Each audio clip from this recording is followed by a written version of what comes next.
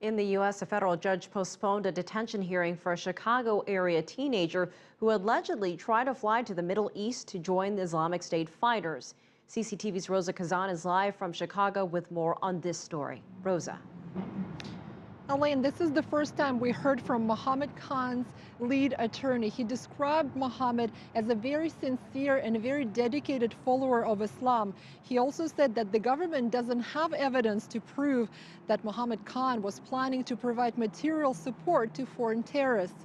The hearing itself lasted just a little over an hour. The judge delayed it until October 21st after federal prosecutors asked to keep part of the hearing secret. The parents of 19-year-old Mohammed Khan arrived with their new lawyer, Thomas Durkin. Khan is accused of trying to fly to the Middle East to join fighters of Islamic State of Iraq and the Levant, or ISIL, also known as ISIS. The judge delayed the detention hearing while she decides whether or not to close part of the proceedings to the public. Prosecutors are pushing to keep part of the hearing closed to protect third-party privacy interests, but Khan's attorney objected, saying the public should have full access. I think the Constitution won today, and I think that should be important to everyone. The lawyer says Khan doesn't present a threat to the United States, calling him an intelligent young man who was born here, graduated from high school, completed a year of college, and is a fervent believer in Islam.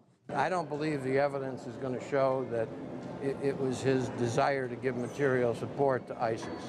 Ultimately, he says, Khan was caught up in, quote, geopolitical grandstanding by American politicians. If anybody hasn't noticed, ISIS went from a group that supposedly wasn't a threat to the United States to being our existential enemy in the matter of weeks. National security expert Richard Friedman says the main threat lies not in whether Khan allegedly planned to fight with ISIL, but if he planned to return to the U.S. with a terror plot. Their strategy is a very obvious one. They are looking for American citizens who can hide in the community and create great damage, because they're very difficult to defect. Khan's attorneys argue that if ISIL is not a threat to the United States, then Khan could not be one either. If convicted, though, he faces a maximum penalty of 15 years in prison and a $250,000 fine. And Rosa, what more have we learned about his family and their reaction to all of this?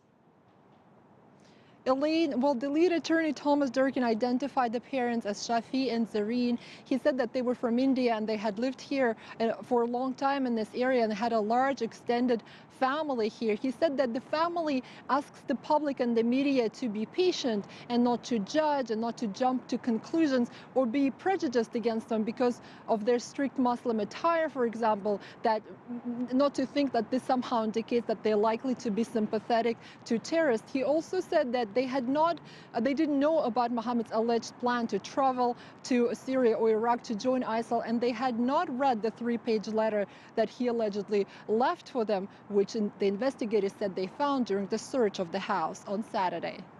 All right, CCTV's Rosa Kazan for us in Chicago.